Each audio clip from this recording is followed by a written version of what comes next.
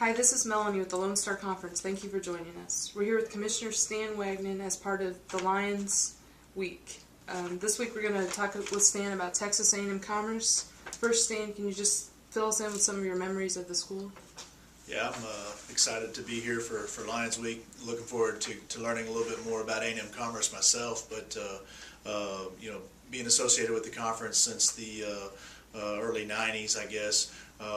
Some of my favorite moments, I guess, with A&M-Commerce has been watching their basketball teams, and you know, specifically back in the mid-90s, Coach Peak, Paul Peak, recruited a bunch of freshmen, and I remember seeing them back in the early 90s and think, man, they've got a lot of freshmen, a lot of young guys out on the court, and they were probably a 500 team that year.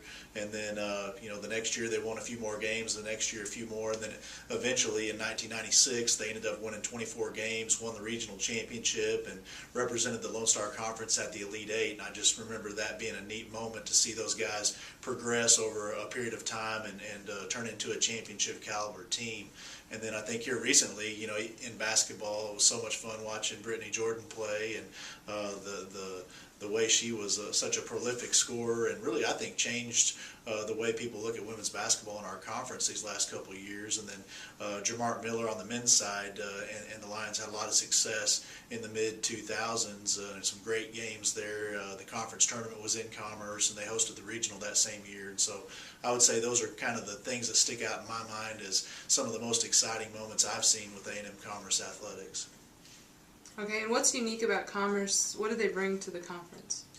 Well, you know, to me, the most unique thing about Commerce is the fact that they are the lone remaining founding member of the Lone Star Conference. They were at the table when the conference was formed in 1931, and I think that's, you know, especially appropriate to talk about right now as the conference is undergoing probably the biggest membership change in its history, losing 5 members after this year. And so to me, the most unique thing about A&M-Commerce is the stability that they bring to the conference. They've been here since the start, and they continue to be a committed member, and one that we're excited about keeping for a long time as we move forward as a Division II conference. Okay, and as you mentioned, Commerce has been around longer, just as long as everybody, and you know, as anybody in the conference. What's kind of exciting going on there now? Well, yeah, you know, they have been around a long time, but they've obviously new faces and new coaches, new athletes over the years. And right now I think it's an exciting time for Lion Athletics. Carlton Cooper, as athletic director, has come in and really demonstrated that he's got a pretty big vision for their program. To me, the most exciting thing has probably been the implementation of the Harvey Martin Football Classic.